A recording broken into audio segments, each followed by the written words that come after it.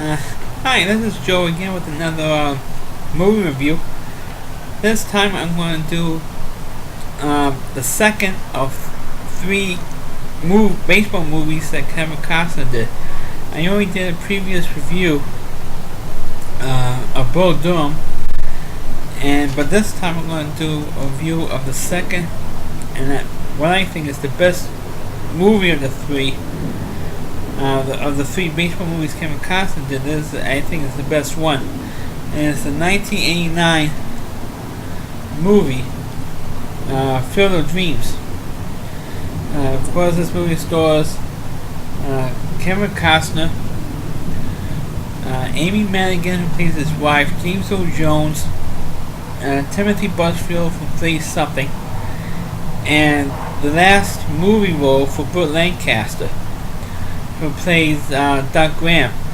Now, of course, before I get to the actual talk about the film, there is one big goof in this movie, and that is Ray Liotta, who plays Shoeless Joe Jackson, was batting right-handed. And of course, anybody who's with anything as a baseball fan knows that Shoeless Joe Jackson was a left-handed batter. But for some reason, Ray Liotta, who is naturally right-handed, couldn't bat left-handed.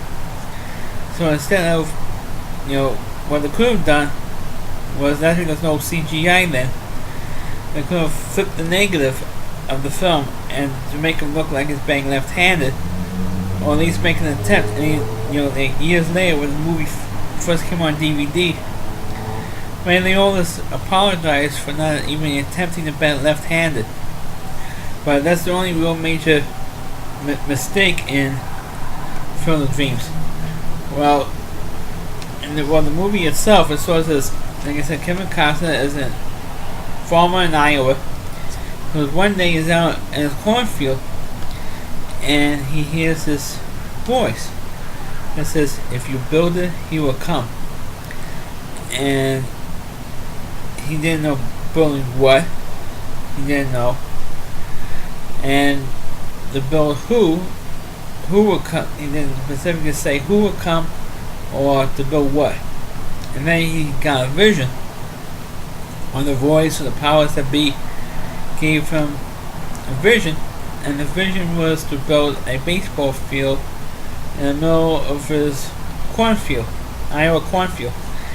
And people thought that it was crazy because corn was his major crop on his farm, and the local townspeople thought that he was crazy.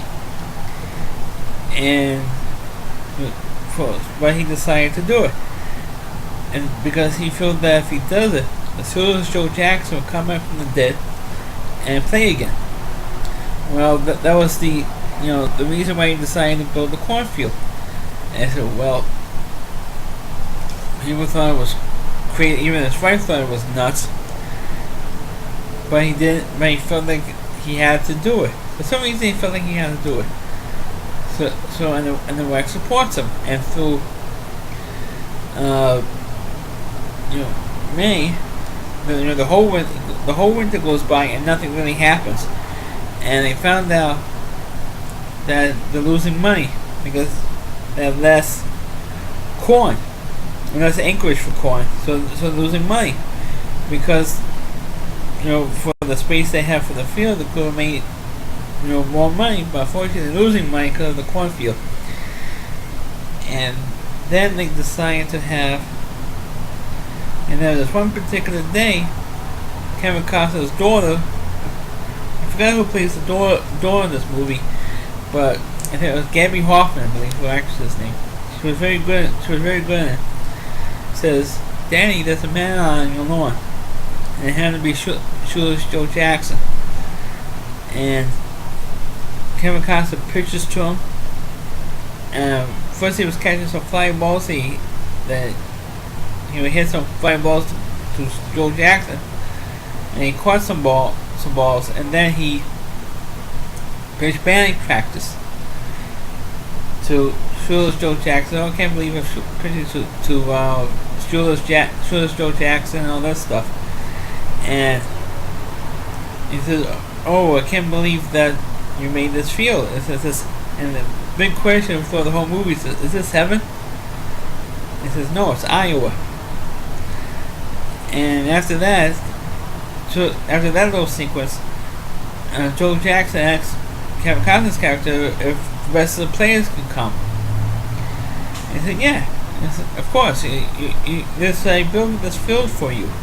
Of course you can come. And all the other guys, whoever could come, could play here." And of course, sure enough, the next day, all the rest of the Black Sox players came in. Because you remember, there was only eight players that got banned from baseball for life because of gambling from the 1919 White Sox team. And so they all came and they all started playing. But they didn't have a real game because they only have 8 guys. So they were just practicing, fielding practice and batting practice and so forth. And then Kevin Costner gets another voice, a message from this voice, saying ease his pain. When the second message he got, and then he figured out that it was for writer Terrence Mann. So he goes all the way up over from Iowa to Boston, tracks Terrence Mann down, who was played by James Earl Jones. Of course, those of you who know who James Earl Jones is, not only is he a great actor, but he was also the voice of Darth Vader.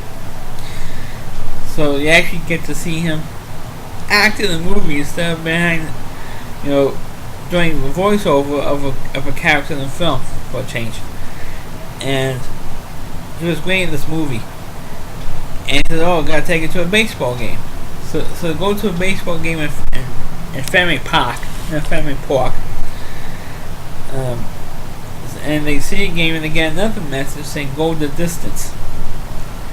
And again, message on the video board. It's that only the two of them saw of the whole ballpark of over 35,000 people saw Moonlight Graham in Chandler, Minnesota. So now they're going from Boston to Minnesota, track down Moonlight Graham, who was played by Burt Lancaster. And like I said earlier, there was this final movie role. And because he died like a couple years later. But this was his last movie role, and he was also great in the movie. And he said, "Oh, what should I go back with you for?" Because I didn't even get in a bat, and playing one game didn't come to bat at all. So why should you come all the way over from Iowa to see me? And he said, "Well, because if you come with me, you have a chance to play." I said, "Son, if I didn't get to be a doctor, that would have been a tragedy." Because the reason why he became Dr. Man, because he was a doctor. But he died in 1972, and it's kind of like a weird time travel thing that happened in that scene when Kevin Costner takes a walk and he ends up going back in time, like 17 years back in time to see Dr. Graham. And then after that, they go back to, Iowa. And James Earl Jones says, "No, I'm not going back to Boston. I'll go see this ballpark you built." And he says, "Well, you may not see all the players because the family members, Amy Madigan's brother, sister-in-law, and mother, couldn't see the field. Only Amy Madigan's character, who played Annie, his wife Annie, the daughter, and Kevin Costner could only see the players and see the games going on. The players, working out, and no one else could see it but them for some reason. And when James Earl Jones gets there, he was able to see Joe Jackson and to see all the other players. Well, on the way there, they met this young kid on the road hitchhiking, and it happened to be the younger version of Doc Graham, or Moonlight Graham, the Burt Lancaster character. They're like a younger version of him or something. Now it gets really weird at that point. So they go to the the field, and they actually play some games. And the next day, or next morning, here comes Timothy Butt, because they get such one of the subplots is they get such financial problems because they keep in the field and not blowing corn all over it, because they're losing so much money because they're losing money on that field. And Timothy Busfield is trying to convince them, look, you gotta get rid of this field, otherwise, if you don't sell us, sell to me, you're gonna be foreclosed. They're gonna have to foreclose, evict you. And he says, look, I'm not selling. And Kevin Costner says, no, look, I'm not selling. And so you have to sell. I said, here's the papers. And James Earl Jones comes up with one of the most famous speeches in the baseball film. And it says, people will come May. The people will come May speech.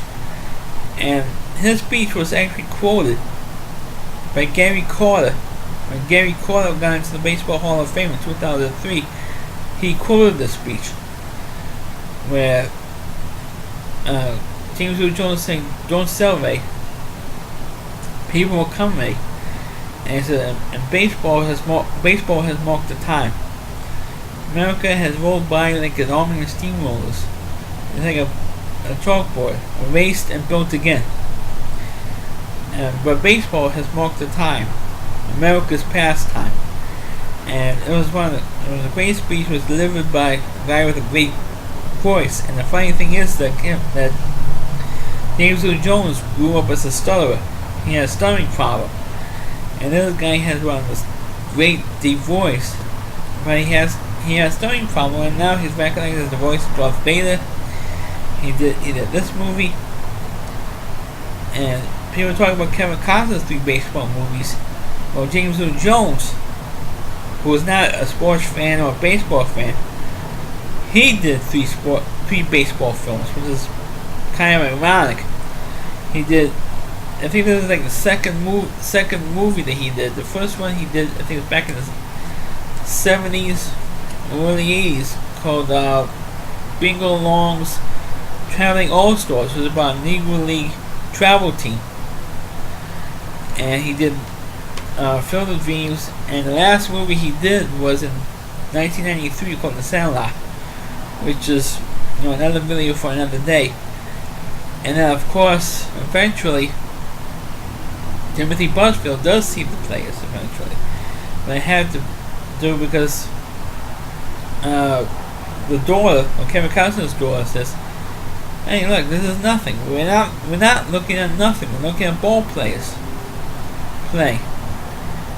And Timothy Busfield shakes her, and she falls off the bleachers because they built little bleachers there, and she was choking.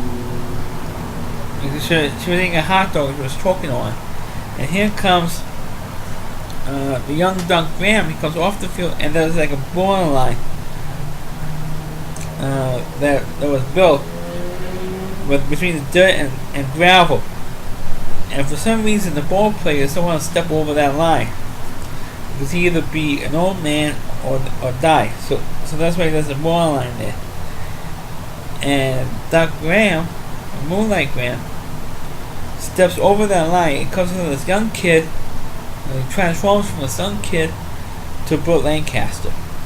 It was a great special effect from 1989, and he, helps the kid, gets a hot dog out of her throat, and then he goes back through the cornfield and disappears. And that's what all the players do after a game. They go back through the corn and disappear. So when that happens, Kevin Costner, the guy who plays Ray Liotta, who plays Swedish Joe Jackson, says, "Why don't you come along with us?" Kevin Costner says, "For me?" I said, "No, you." Pointing to James Earl Jones. And so James Earl Jones goes into the cornfield and disappears. You never see him again in the film, because it was like really the ending sequence of the movie. So he disappears, and then it says, "Wait," and Kevin Costner says, "Wait, why do you want James Earl Jones and not me?" I said, you guys are guests out there. You're guests in my corn. You're out there. You're out there in my corn. I said, I did this all for you guys. And so, and I never asked. I did all this stuff. I got Terrence Mann here. I put the stupid cornfield so you can come back. But what's in it for me? And so Joe says, well, you think he did this just for you? I said, well, yeah, I think he did it just for me. And what happened was, of course, it actually was for him. And so Joe says to him, look, you better stay. You better stay here, Ray. And he says, what for? Well, you'll see. And then Kevin Costner turns around, and the guy who was the catcher turns out to be Kevin Costner's father. And of course, early in the film, when he first built the film, he was built that his father will go, because when Kevin Costner was supposed to be born in 1952, or his character was supposed to be born in 1952, his father was already an old man. It was like in his 60s when he had him as a child. And because the father was like in his 50s or early 60s when he had Kevin Costner as a son.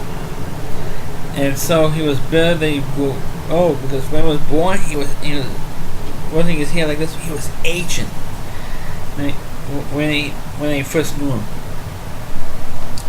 And so Kevin Costner got kind of better over that. And he never saw him get married. He never saw him have a grandchild. He never met his granddaughter. He never met his wife.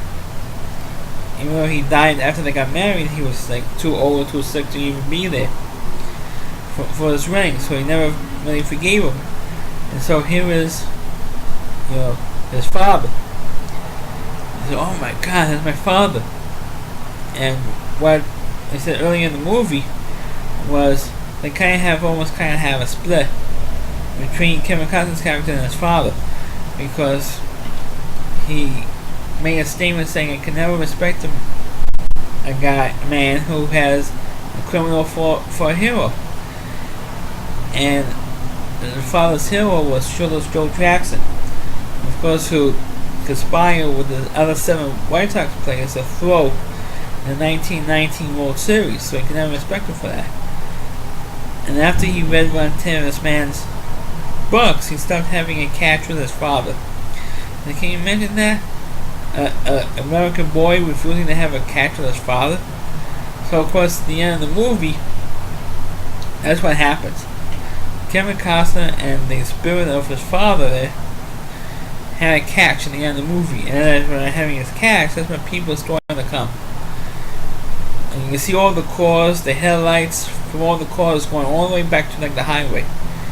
And that's how the movie ended. It was a very short movie for a baseball film, even at that time in 1989. It was only like a 1 hour 46-minute movie, which is pretty short for a baseball film.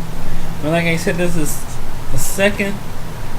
Field of Dreams is like the second of 3 baseball movies that Kevin Costner did. And the funny thing is that the best movies that Kevin Costner made were either baseball movies or westerns. Because don't forget, the very next year, 1989, Kevin Costner came out in his directorial debut with a little movie called Dances with Wolves. And that movie ended up winning the Academy Award for Best Picture for 1990. And he won for Best Director for Dances with Wolves, which is one more, even though I know it beat out Goodfellas that year. But they gave it to him.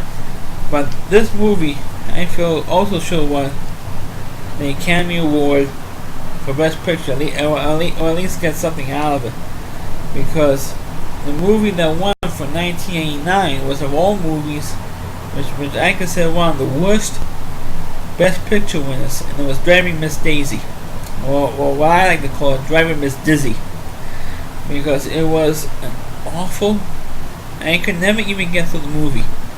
That's how bad Driving Miss Daisy is. I could never even get through the movie. And that movie beat out Field of Dreams, and I don't know what other movies, because there was only like there was only maybe like 3 or 4 sports films that ever won Best Picture Oscar, and now one was a baseball movie, which is, a national pastime. Now one of those won the Best Picture Oscar. The other movies that won for sport movies that won for best picture was, I think it was Rocky was the first one. Then you had I don't think Raging Bull won. Ordinary People won that year. Then you had Cherries of Fire. You had Rocky, Cherries of Fire, Million Dollar Baby. You only had maybe 3. I'm not even sure about Raging Bull. I think Raging Bull did win Best Picture. I'm not sure, but I know at least 3 sports movies won, and that's like I said, Rocky, Cherries of Fire, and Million Dollar Baby. That's it. That's the only ones that won. But Field of Dreams show won as well. So if you've never seen this movie, like I said, you're really missing out if you don't see this movie. Well, thank you for watching the video. It was a pretty short one, only 21 and a half minutes long for me. So please watch the video, like it, or subscribe to my channel, and hopefully see you soon for another video.